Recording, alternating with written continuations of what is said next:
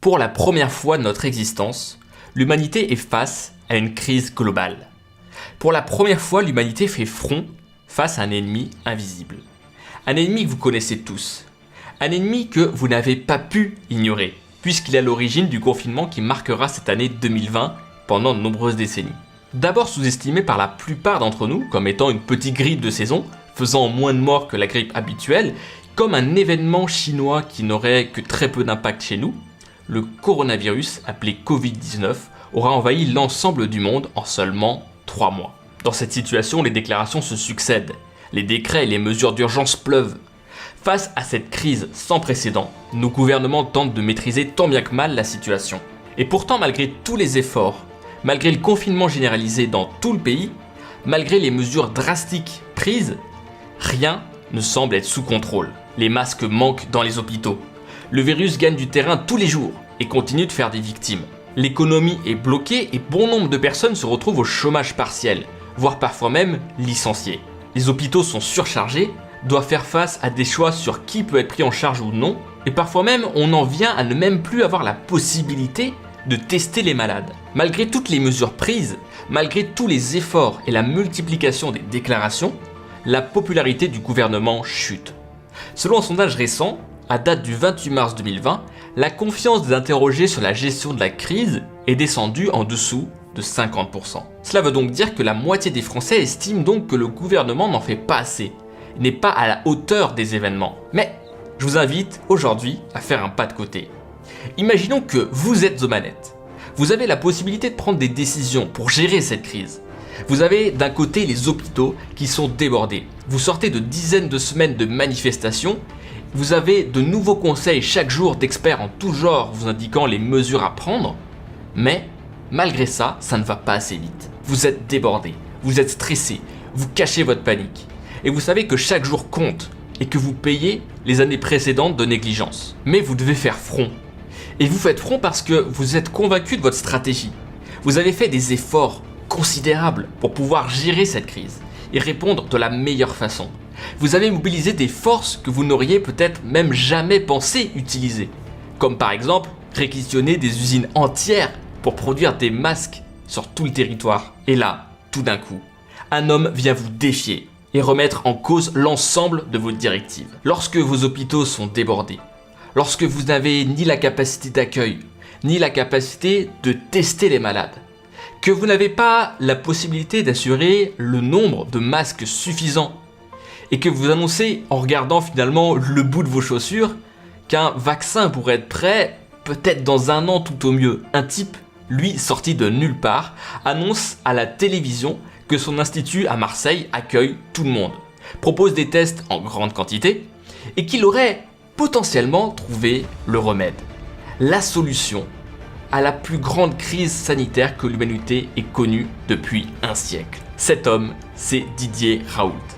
En 1 mois seulement, il est passé de parfait inconnu pour le grand public à sauveur de l'humanité pour les uns ou charlatan hors norme pour les autres. Raoult divise, Raoult déstabilise, mais Raoult est devenu le centre de toute l'attention en seulement 1 mois. Dans cette vidéo, on va partir à l'aventure. On va poser nos jugements de est-ce qu'il a raison ou est-ce qu'il a tort, et on va ensemble essayer de comprendre comment Raoult est passé d'un chercheur local à star internationale qui fait des vidéos à plus d'1 million de vues sur YouTube. Quels outils marketing et de communication est-ce qu'il a utilisé, et surtout, qu'est-ce que vous pouvez apprendre pour rendre à votre tour votre message aussi épidémique qu'un coronavirus. Vous allez voir que si Raoult arrive à déchaîner autant la chronique, ce n'est pas pour rien. C'est tout simplement parce qu'il a réussi à enclencher non pas 2, non pas 3, non pas 4, mais 6 mécanismes qui ont permis de déchaîner la chronique. Alors, est-ce que Didier Raoult est, en plus d'un chercheur de renom, un véritable as du marketing viral? C'est ce que nous allons voir dans cette vidéo. Didier Raoult. Si ce nom ne vous disait rien il y a encore quelques semaines, c'est loin d'être un parfait inconnu en réalité. En effet, Didier Raoult est un infectiologue, professeur de microbiologie, et sa carrière force le respect. Lauréat du Grand Prix en 2010 par l'INSERM, qui rend hommage à un acteur de la recherche scientifique française, président et initiateur de la Fondation Méditerranée Infection, un immense bâtiment en plein Marseille qui accueille recherche, laboratoires privés, laboratoires publics et start-up dans la recherche médicale, découverte de nombreux virus et de leur traitement, auteur de plusieurs livres et passages récurrents en télévision, et surtout l'un des chercheurs finalement les plus cités en France avec de nombreuses publications scientifiques à son actif. Raoult était déjà finalement une superstar, une star locale, dans un milieu de niche. Et c'est là qu'est la première pièce du puzzle. Ce parcours impressionnant permet à Raoult de bénéficier d'une première aura médiatique et d'une autorité solide. Un chercheur avec un parcours de ce type est difficilement critiquable par nous, simple moldu finalement, même si nous pouvons avoir toutes les raisons d'être sceptiques sur ces dernières déclarations. Seth Godin dit dans un de ses ouvrages, C'est ça le marketing, que le plus petit marché viable est le focus qui, ironiquement, poussera votre croissance. En profitant de cette aura médiatique, le chercheur Raoult enclenche le premier élément du marketing viral, la visibilité. Ce qui est vu est partagé. Quoi d'autre qu'un gigantesque institut, des prix et un franc-parler assez tranchant pour assurer sa visibilité. Seulement voilà, être à la tête d'un institut comme celui-ci et signataire de nombreux papiers scientifiques n'est absolument pas suffisant pour être sous les projecteurs du monde entier en quelques semaines. Ce n'est pas parce que vous êtes reconnu dans votre niche que du jour au lendemain, vous allez devenir une superstar dont tout le monde parle sur toutes les chaînes de télévision. Mais ça, Raoult l'a bien compris. Dans le livre Croyez-moi, je vous mens, confession d'un manipulateur des médias, l'auteur Ryan Holiday nous explique comment fonctionne le monde médiatique et comment tirer son épingle du jeu pour faire passer ses messages. Globalement, les blogs, les sources d'actualité ne vivent que s'ils ont des choses à raconter. C'est un petit peu la course au buzz, la course au clic, la course à l'audimat et à ceux qui auront le sujet le plus polémique. Pourtant, je connais plein de monde qui envoie chaque jour des communiqués de presse, mais dont personne ne parle. Ce qu'on a tendance à oublier, c'est que les médias ne sont pas là pour faire leur pub. Ils sont là pour raconter des histoires intéressantes, des histoires à intrigue, des histoires qui se retiennent. Selon la théorie des médias de Ryan Holiday, les gros médias tirent la majorité de leurs sources d'informations sur les plus petits médias, qui eux-mêmes se sourcent sur les plus petits médias encore. Autrement dit, les médias se servent chez leurs confrères. Et j'ai moi-même pu en faire le test. Il y a quelques années, en 2014, j'ai un jour croisé une journaliste dans mon ancien lycée où j'allais parler d'orientation scolaire. Elle avait l'air un peu perdue. J'entame donc la discussion avec elle et elle m'explique qu'elle cherche le bureau du proviseur. Je lui propose donc de l'accompagner et c'est sur le chemin qu'elle m'apprend qu'elle est journaliste. Ni une ni deux, je lui demande quels sont ses critères pour qu'elle s'intéresse à un sujet. Et elle me répond « Pourquoi ? Vous avez quelque chose à raconter ?» J'avais une histoire très précise en tête. J'obtiens donc un rendez-vous, puis elle rédige 3/4 page sur moi. Le journal sort, et puis un mois plus tard, l'article de ce même journal est repris, puis réécrit, sans même que j'en sois informé, dans un magazine local. Ici, le média qui a diffusé l'information en premier, c'est cette chaîne, IHU Méditerranée Infection. Autrement dit, la chaîne de l'Institut de Monsieur Raoult. Et cette vidéo dure 1 minute. Première étude sur l'efficacité de la chloroquine sur les coronavirus. Et ça vient de sortir. Donc c'est efficace sur les coronavirus. La vidéo est immédiatement déployée sur les réseaux sociaux. Et puis BFM TV, à la recherche de news croustillantes, s'empare immédiatement du sujet. La machine est donc lancée. En quelques jours, toute la machine à viralité s'enclenche. Reliée par l'intégralité des médias, Didier Raoult active 2 autres leviers du marketing viral. D'abord, les déclencheurs. Le principe est simple. Notre cerveau est feignant. Lorsque quelque chose nous fait penser à autre chose, par simple sonorité parfois, notre cerveau va chercher l'information disponible au plus proche. En d'autres termes, si là tout d'un coup je vous parle de la planète Mars, il y a aussi des chances pour que vous ayez envie tout d'un coup de manger un Mars, la barre chocolatée. Et d'ailleurs, c'est exactement ce qu'il s'est malheureusement produit pour les ventes de la bière Corona. Eux ont été victimes des mécanismes du marketing viral, mais dans le sens inverse. Étant donné que le mot coronavirus s'est répandu à une très grande échelle et que ce virus est mortel et touche une grande partie de la population, eh bien la bière Corona a été par déclencheur associée au virus sans qu'il y ait aucun lien logique entre eux, faisant ainsi baisser leurs ventes drastiquement. La confiance et l'image de marque de cette marque ont baissé de plus de 30% en l'espace de quelques semaines. Notre personnage du jour, Didier Raoult, a donc réussi à associer chloroquine avec son nom. Pas une seule fois dans les médias n'est mentionné le médicament sans que l'on pense ou que l'on fasse référence indirectement à Didier Raoult, qui vient de populariser ce terme. Il y a un autre mécanisme très simple que M. Raoult a activé. C'est la valeur pratique. Globalement, tout ce qui est utile, pratique, se partage.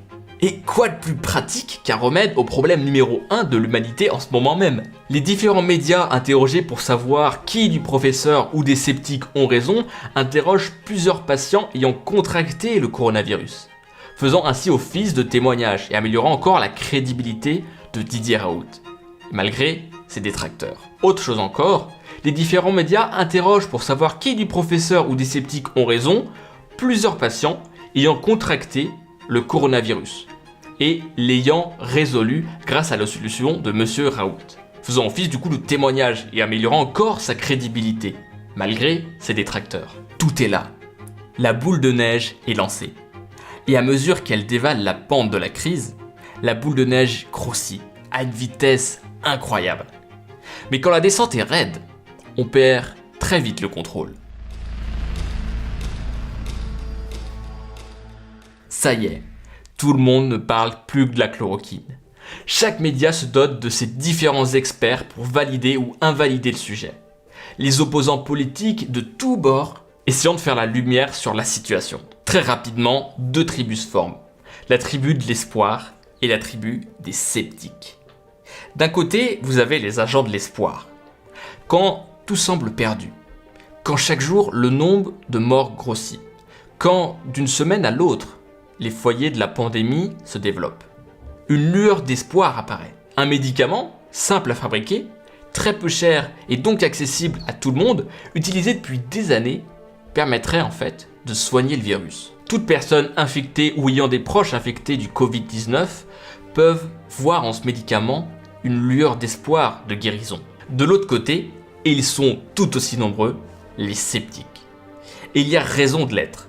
Le médicament provoque a priori des effets secondaires cardiaques assez violents. Il a été testé sur un très petit échantillon et pour le moment, l'information disponible est finalement assez limitée. Par son franc-parler et ses prises de position radicales, Raoult énerve. Raoult polarise. Il confie même à un journaliste que s'il aborde ce look de savant fou, c'est justement pour les énerver. Le principe de polarité, c'est tenir une position, un comportement ou avoir une façon de parler radicale sur un sujet. Imaginons que ça se représente de la façon suivante. Si vous vous comportez normalement et que vous essayez d'être neutre, de ne pas ennuyer, vous allez sans doute vous retrouver au milieu. Vous allez être sympa. Mais vous n'allez pas forcément retenir l'attention. Par contre, si vous commencez à tenir des propos radicaux sur certains sujets, que vous avez un avis tranché, ou que vous vous comportez d'une certaine façon, vous allez cliver. Vous allez polariser. Alors les personnes vont vous mettre d'un côté ou de l'autre, aux extrêmes. Soit les gens vont vous adorer et vous allez avoir des vrais fans, des personnes qui vous défendent et qui prennent même parti pour vous. Mais la contrepartie de ce pouvoir, c'est qu'une autre partie des gens, elle, va vous décrier à coup de « pour qui il se prend celui-là ». Vous allez avoir des personnes très énervées. Arrête de qu'il ferme sa gueule et qu'il soit médecin. Bon, je vous laisse deviner de quel côté il se trouve. Quoi qu'il en soit, prendre cette position tranchée sur un sujet aussi délicat qu'est le Covid-19, un cas de santé publique majeur, et affirmer avoir trouvé un remède là où l'ensemble du pays et du monde souffrent, c'est audacieux. Et forcément, ça suscite tout un flot d'émotions, qu'elles soient négatives ou positives, qu'elles soient de colère ou d'espoir. Ces émotions, c'est le 4e mécanisme de marketing viral déclenché par Raoult. Les psychologues ont classé ces émotions en 2 parties. Celles qui déclenchent des fortes stimulations, autrement dit celles qui suscitent le partage, et les autres émotions à faible stimulation, autrement dit qui rendent apathiques. L'enthousiasme suscité par l'idée d'avoir un remède au Covid-19 génère autant de partage que la colère et l'angoisse suscitées par les effets secondaires de la chloroquine et le manque d'approfondissement de la méthode à plus grande échelle. Vous avez sans doute vu sur vos réseaux sociaux des publications qui vont encenser Raoult ou au contraire qui vont le décrier. Vous connaissez sans doute des personnes qui sont dans un camp ou dans l'autre. Et peut-être que vous aussi, vous avez pris position dans l'un de ces camps. Si Raoult vous donne espoir, vous allez partager des informations dans ce sens à son sujet. Si Raoult vous énerve, vous allez partager des contre-vérités à son sujet, activant par ricochet notre 5e ingrédient du marketing viral, le capital social. Si vous avez une information que votre entourage n'a pas, qui peut vous faire briller à l'intérieur de ce groupe, vous obtenez du capital social. Autrement dit, si vous avez le moyen d'avoir toutes les dernières news en fonction de l'état d'esprit de votre groupe, positif envers Raoult ou négatif, vous allez rayonner en partageant cette information avec le reste du groupe, ayant obtenu une information que les autres n'ont pas, soit grâce à la chaîne YouTube de Raoult par exemple, soit grâce à un média ou une contre-expertise, vous allez pouvoir vous illustrer comme finalement quelqu'un qui sait, quelqu'un d'intéressant dans le groupe. À ce stade-là, vous allez répandre encore et encore de l'information. Vous la propagez pour ceux qui n'ont pas encore entendu parler de Raoult et finissent par prendre position à leur tour et vont en parler à nouveau autour d'eux, sur les réseaux sociaux et dans leur entourage. Ils vont comprendre les allusions reliées autour du personnage et ainsi partager ces images et nouvelles informations qui auront été créées. Mais il y a un dernier élément déclenché par toute cette histoire. Je dirais même plus. Il y a un grand adversaire à cette bataille. Cet adversaire, ce sont les autorités politiques du pays, nos gouvernants. Alors que chaque jour, la situation empire. Alors que chaque jour, le personnel médical déplore le manque de masques, la prise de risque, dénonce les choix passés et en vient même à ne pas pouvoir tester les malades dans certains cas, Didier Raoult et l'IHU Méditerranée Infection se retrouvent à accueillir tout le monde, à tester tout le monde, à délivrer un diagnostic en 2 heures et apporte même une solution, un remède. Encore pire, ces irrésistibles Gaulois ne sont pas dans la grande capitale, mais à Marseille, adversaire historique de la plus grande ville de France. Une bataille sans merci entre d'un côté le gouvernement, qui serait selon certains à la solde du lobby pharmaceutique, voulant faire taire Didier Raoult, et n'ayant aucun intérêt économique et politique à distribuer le médicament à grande échelle. Et de l'autre côté, les pirates en quelque sorte, qui ont la solution, qui révèlent au reste de la population que finalement on leur ment et qu'il y a une solution qui existe, et que peut-être elle serait cachée par certains. Les jours passent. Les cas augmentent, le nombre de morts aussi. Le gouvernement perd des points de popularité comme passent les avions dans le ciel. Se retrouve finalement dans une position où l'incompréhension et l'incohérence est mis sous le feu des projecteurs. Cette histoire, on pourrait littéralement en faire un film. Un événement perturbateur vient endiguer le cours de la vie. Le gouvernement essaie de faire face, mais la menace grossit au jour le jour et personne n'a rien vu venir. Au plus haut de la crise, alors que tout semble perdu, quelqu'un surgit de nulle part et semble détenir le précieux sésame. Mais sa prise de position dangereuse et risquée doit amener à un choix. Faut-il déployer cette solution à grande échelle rapidement et espérer limiter la casse ? Ou faut-il au contraire étouffer l'affaire, au risque d'y laisser des plumes sur le plan politique ? Une bonne histoire, c'est aussi une histoire qui se partage. Elle alimente tout le reste. Et c'est à vous de croire l'histoire qui vous paraît la plus cohérente, avec vos valeurs, avec votre façon de voir le monde. Alors, Raoult ou pas Raoult ? Résumons. Nous avons vu ici quelqu'un passer de star dans une niche à star internationale. Ce qu'il faut retenir ici, c'est que Raoult a tous les éléments qui, sur le papier, lui assurent une autorité et une connaissance de son sujet supérieure à la plupart de la population. Des diplômes, l'IHU, l'équipe de scientifiques qui l'entoure, les lauréats et des grandes découvertes. Ensuite, en pleine crise sanitaire, avec quelques recherches et quelques tests, l'équipe de Didier Raoult soigne certains patients atteints du Covid-19 qui menacent actuellement l'humanité tout entière et obtient des témoignages, crédibilisant encore plus sa promesse « J'ai un remède ». Aussitôt relayé sur sa chaîne YouTube, il est en moins de 24 heures mentionné sur tous les grands médias et invité sur toutes les chaînes d'information en continu. Cette aura médiatique lui confère de la visibilité, premier ingrédient de la contagion sociale. Ensuite, le médicament, la chloroquine, est démocratisé à très grande échelle également, grâce à sa médiatisation, et par lui. Et donc son nom devient associé à cette molécule. Tout d'un coup, on ne peut plus penser à la chloroquine sans penser à Didier Raoult, et penser à Didier Raoult sans penser à la chloroquine. C'est le déclencheur. Et notre cerveau va chercher l'information disponible la plus proche par économie d'énergie. On se retrouve donc à penser souvent à lui. Le remède a une valeur pratique puisqu'il soignerait le problème numéro 1 de l'humanité en ce moment même.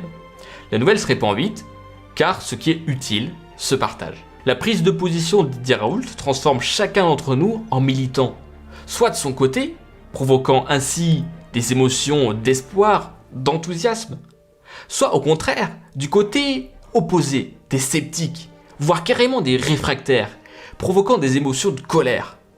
Toutes ces émotions vont favoriser le partage de l'information, crédibilisant ou décriant le docteur, à coups d'articles de presse ou de mèmes sur internet. Les émotions sont le 4e ingrédient de la viralité. Le capital social, 5e élément, lui, fait que lorsque nous avons une information que les autres ne possèdent pas, nous avons l'occasion de briller et de nous démarquer au sein d'un groupe, nous incitant ainsi à partager autour de nous des informations autour du Covid-19, et donc de Didier Raoult. Dernier élément, le récit. L'histoire entre deux adversaires, entre deux tribus, entre Marseille et Paris, entre l'oligarchie et le peuple, entre l'autorité et les pirates. Une bonne histoire, ça se partage. Didier Raoult déchaîne les passions. Il déchaîne les mécanismes du marketing viral. Je ne pense évidemment pas qu'il ait prémédité tout ça. Après avoir regardé pas mal de ses interventions, mais aussi celles de ses opposants, j'ai tendance à penser qu'il a simplement testé quelque chose et obtenu une piste intéressante à explorer. Mais on est quand même en droit de se poser la question. Est-ce que Didier Raoult a réussi un coup de com' gigantesque? Est-ce que Didier Raoult va devenir finalement le sauveur de l'humanité? Ou est-ce juste un illusionniste apparu dans la plus grande pandémie du siècle, qui dans quelques mois sera devenu même anecdotique? À l'heure actuelle, je n'en ai aucune idée, et si vous regardez cette vidéo dans quelques mois ou années, lorsque la crise sera passée, vous aurez probablement des réponses. Mais posons nos casquettes de militants pour le moment, et essayons de faire un pas de côté. Imaginons un futur, où Didier Raoult, contre toute attente, a éradiqué le Covid-19. Non seulement l'humanité serait sauvée, mais en plus, l'humanité aurait un véritable héros. Un héros qui aura bravé toutes les tempêtes. Un héros qui, malgré l'adversité, aura réussi contre vents et marées à mettre un point d'orgue ultime à sa carrière. Un héros dont tout le monde se souviendra du nom et du visage. Un héros qui traverserait le temps. Si on enlève pendant un instant tout jugement, réflexion partisane et considération de ce qui est éthique ou moral, Didier Raoult ne joue-t-il pas ici à un jeu plus important? Au-delà de sa mission, d'un point de vue purement interne, ne joue-t-il pas son ultime coup? Qui demain aura été le plus contagieux? Le Covid-19 ou Didier Raoult? Ou peut-être que ce sera autre chose. Peut-être que c'est quelqu'un d'autre qui demain, quand on ne parlera plus du Covid-19, va marquer le monde de son empreinte. Peut-être que demain, ce sera vous, avec vos idées, avec vos convictions, avec vos valeurs, que vous appréciez ou non Didier Raoult, que vous portiez considération ou non à ses paroles et à sa personne. Vous pouvez apprendre des outils qu'il a utilisés pour faire sa place. Car ces outils-là, que je viens de vous présenter, ne sont que des outils. À vous d'en faire bon usage, pour des causes qui sont justes pour vous. Les ingrédients du marketing viral vont simplement vous aider à déployer à grande échelle vos convictions. Si vous voulez voir dans quel autre contexte vous pouvez utiliser ces ingrédients du marketing viral, je vous laisse sur l'analyse d'un mouvement, et pas n'importe lequel. Le mouvement le plus contagieux de 2018. À très bientôt.